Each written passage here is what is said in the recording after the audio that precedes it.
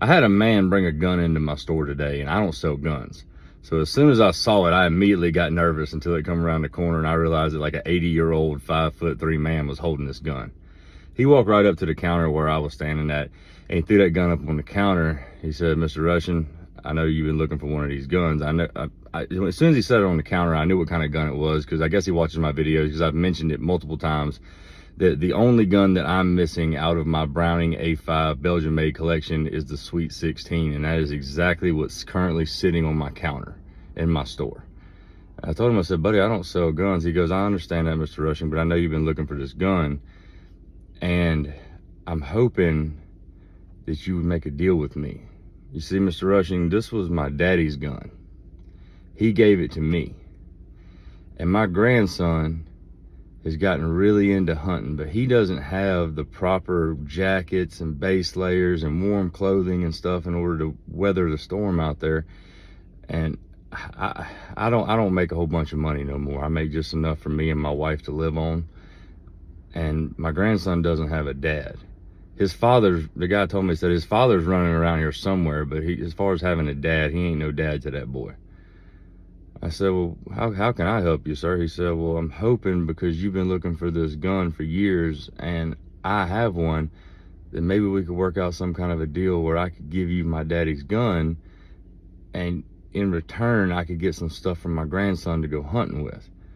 He said, "Would you be open to that?" I said, "Absolutely I am. I've been searching for this gun for 15 years. Absolutely I will." So I set the gun behind the counter, and we went walking around the store, and I got his grandson early season camouflage, late season camouflage, boots, thermals, socks, grunt calls. I ran over to my case and I got one of my favorite Burris scopes out of it. I put it with the pile and everything, and as we were walking back up to the front of the store, I asked him, I said, "Sir, does your grandson need anything else?" And he was so thankful. He said, No, Mr. Rushing, no.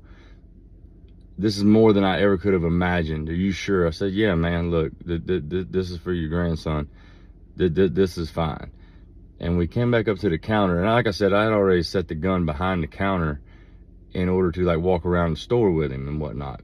And he set all of his stuff up on the counter, and I started putting it in bags and stuff for him.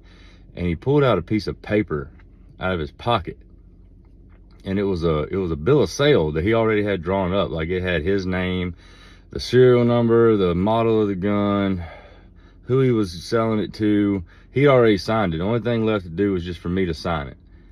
And so, I mean, I signed that paper so fast, it was ridiculous. And I left and I went and made a copy for him and me.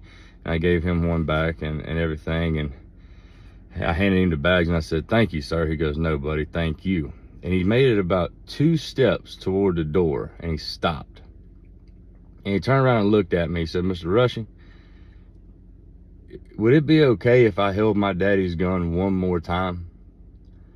I said, "Yeah, man." I said, he looked at me and said, "I promise I won't run away," which we kind of both laughed, because this man couldn't run if he wanted to. He's ancient. He set his bags back up on the counter, and I handed him the gun across the counter, and he took it, and he took it with 2 hands just like this right here, and he put his forehead on the forestock. He said, "Dad, you always taught me that family comes first, and my grandson is gonna have one heck of a Christmas this year, all because of you. I love you, Dad, and I'll never forget the memories that we made with this gun. But this is the only way that I know to provide for my grandson." And he leaned up and he kissed the forestock, and he handed it back over the counter to me, and I set it down, and he grabbed his bags and he stuck out his hand. I reached out there and I grabbed his hand, and I said, "Thank you again." And he squeezed my hand tighter than I even knew that he could possibly do it. He said, "No, Mr. Rushing, thank you. You're gonna make a young man's Christmas the most special Christmas ever. He's gonna be the happiest boy on the whole planet." And that made me smile. And he went to go walk outside. He walked outside. I watched him going through the parking lot. And he got to his car. He opened up the back door of his car. He set the bags in the back seat and closed the door. And he went to go open up the driver's door to get into his car. And about the time that it got all the way open, I stopped the door. I wouldn't let it open all the way. And he stopped and he turned and he looked at me. And as soon as he looked at me in my left hand, I handed him that Sweet 16. He looked at me, he goes, "Mr. Rushing, you're not comfortable with the deal no more?" He said, "Hang on 1 second, I'll get all the stuff out of the car and I'll go put it back exactly where I found it." And I told him, I said, "No, man, I'm more comfortable now than I've ever been." I took at my right hand, I reached in my pocket and I grabbed that bill of sale and I ripped it up. And I told him, I said, "That's your gun, buddy." He said, "Mr. Rushing, no, sir. No, that's your gun. I don't have the money to pay for this stuff." I said, "I understand that, and that's okay. But that's your gun. That was your daddy's gun. You did an act that is so rare in this world that you're willing to give up your daddy's gun to make sure that your grandson has a good damn Christmas?" Nah, buddy. And I told him, I said, "Look, I've been blessed in my life way more than what I deserve to be blessed. So I want you to take this gun and take it back to where it belongs, because although that's your gun right now, that's going to be your grandson's gun one day." He looked at me, he said, "What about all the stuff?" I said, "No, that's also that boy's Christmas presents." That young man don't have any idea how lucky he is, because he has a grandfather who cares more about other people than he cares about himself. And that's like the most beautiful thing I've ever heard. And the old man's eyes, y'all, his old man's eyes is just like shocked. They're like that big around. He just stares at the ground. And he said, "I guess my daddy was right all them years ago." And I said, "Right about what, sir?" He looked up at me, he said, "One act of kindness will inspire another." And my heart sank at that time, because that's the exact words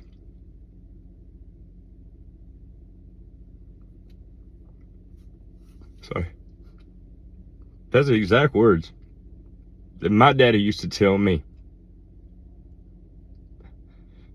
And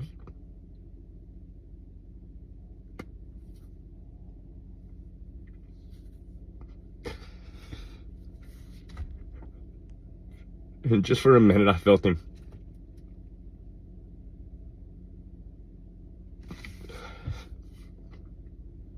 He was there with me.